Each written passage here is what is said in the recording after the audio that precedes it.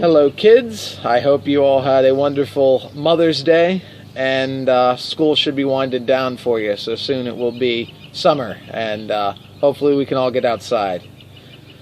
Today's lesson I have a puzzle set up, which is, I found it on chess.com. I'm filming this a little early, so this was the chess.com puzzle of the day on April 28th, actually. So I don't know how many of you have a chess.com account, but if you want to find that puzzle on chess.com or somewhere else online, you can do that. But this is a mate in 4 sequence for white. So I'll go over the pieces if you'd like to set it up. The 8th rank, you have a knight, knight, pawn, white knight, black king, black pawn, white pawn, black pawn, white pawn, white pawn, black pawn, white pawn, black queen, white bishop, and then the white queen and the white king here. So if that's difficult to see with how the depth is with this camera, there you go. Like I said, you can also look for it online if you have an account.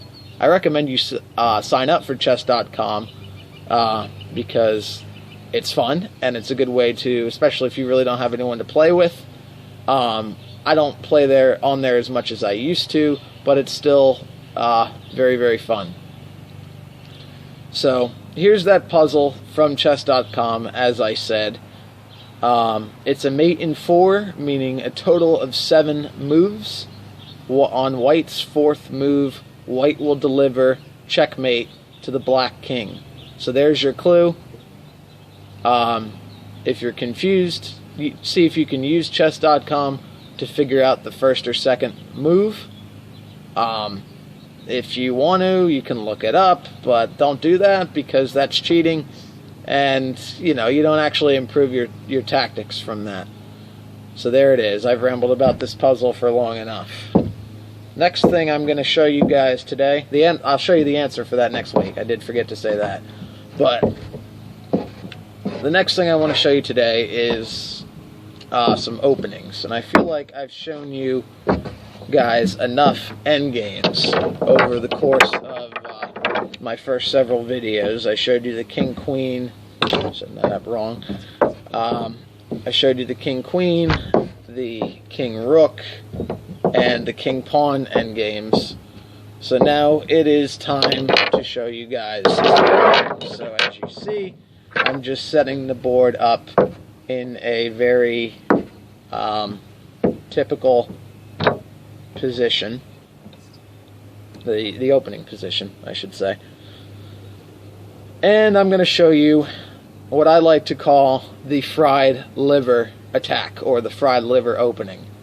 I don't know how it got that name. I didn't come up with that name, but it is kind of mainstream now in chess that it's called that. You don't see a lot of very, very professional players use it because professionals a lot of the time will understand that their opponent knows how to play against this. But maybe you're in a tournament or you're playing against a friend and they know the basic, a very basic opening, that's all they really play, which I do see a lot at the beginner and intermediate levels. So if you play this right, you can really come out ahead, I should say. So, the opening starts. Actually, let me flip this board around so you guys can see it from the perspective of white, because white is the aggressor in this opening. Hopefully the sun is not too annoying there. Okay. So, the white first move here, you're going to pretend to be playing as white. Your dumb opponent is going to be black, and they're not going to know how to defend this if you're going to play it correctly and really have everything work nicely. So the first move played by white, as you can tell, my hand was on it long enough. E4. That's a very strong opening move. You see it played by white a lot. For good reason. It establishes control of the center of the board, which is very very important in an opening. Black often responds with pawn to e5. As you know, pawns can move 2 moves on their first move of the game, and that's a nice response to, now he's controlling this square, he's got a piece on this square. It's a good look. White in this sequence, White's next move, knight to f3. This accomplishes several things. Once again, it now controls d4, and it's attacking the pawn on e5. So let's say that Black plays c6. He wants to protect his own pawn and also attack that square. Now, I know what a lot of you guys are thinking. Carson, I was taught the 4 knights game somehow to do that every time. I don't know who taught you that. I didn't teach you that.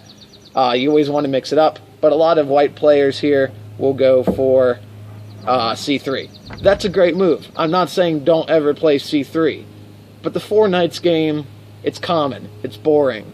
If you've played it a lot, you're going to realize that you know how the game's going to end up, and unless you're a significantly better tactical player than your opponent, it really just doesn't. It just is going to lead to a very long, drawn-out game, and it's just, it's going to get repetitive. I'll say it like it is. I've played a lot of the 4 knights game, and it's a very repetitive opening, especially at the middle and higher levels. This is what I like to call, well, this is bishop to c4. I like to call it bishop to c4 because it's bishop to c4. But this is the move that starts technically what is called the Italian game, but for our purposes, this next move will be the fried liver.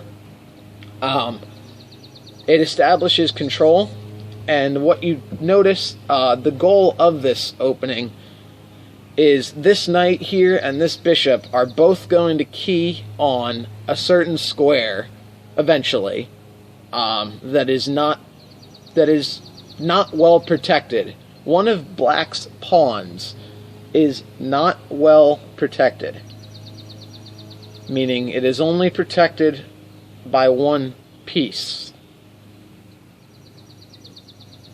There are a couple of those, but let's say this square is protected by a very special piece that may have some limited powers when it's under attack. So with that in mind, see if you can pause the video and figure out which one of these squares we're going to be attacking and what the heck I'm talking about. Did you think of f7? f7 is the correct answer. It is only protected in this position by a king. The king, as we know, when it's under attack, has a lot of restrictions. It cannot move into attack like other pieces. It could move into attack. And of course, when it is under attack, it has to escape that attack. You can't just leave the king in check. That becomes a very messy game when that happens. So, this is what we're going to be attacking here. Black in this position, it is Black's turn to move. This does kind of rely on Black to play this move. Don't try and do what I'm about to show you as White if Black doesn't play knight to f6. I probably should have showed knight to f6 before I went over that f7 mess. But the reason you can't play, I'll show you this, the next move for White being right here, knight to g5. You couldn't have played this without that knight in the way because the queen would take the knight and you just lose the knight, and that's no fun. Now, when you get to this position, you're golden. Black has to move.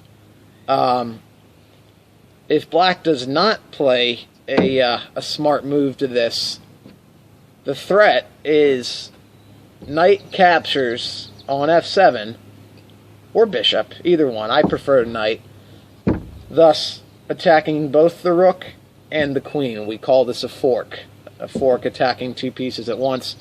And as I said, the bishop can check, back out of here, and black's got a gaping hole right in the middle of his defense. So the most common move for black to play in this position is, from what I've seen, people like to play d5, and it works. It works as far as stopping it. But let's say that black does not play d5 and instead wants to work on developing his pieces, getting them out. Then we can play this knight move. It's not check, but the king cannot take the knight because he's protected by the bishop. The king is fine, but he's going to be in a lot of trouble very, very shortly.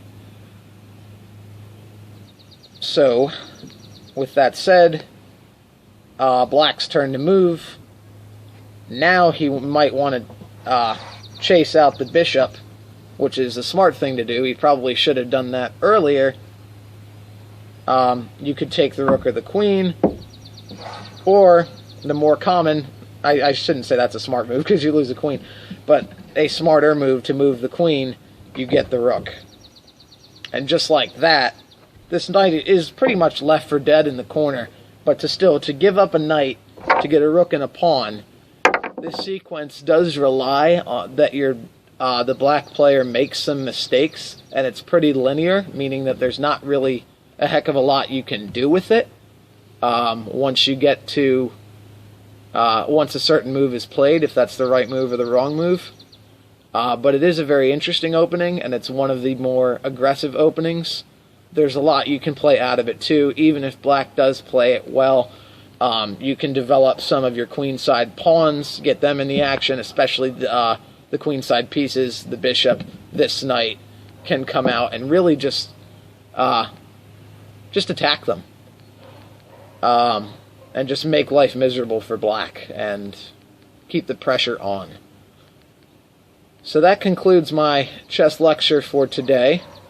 May 14th, I believe, would be the day this is coming out, so stick with me. And on May 21st, next Thursday, you will see and hear from me again. Thank you as always.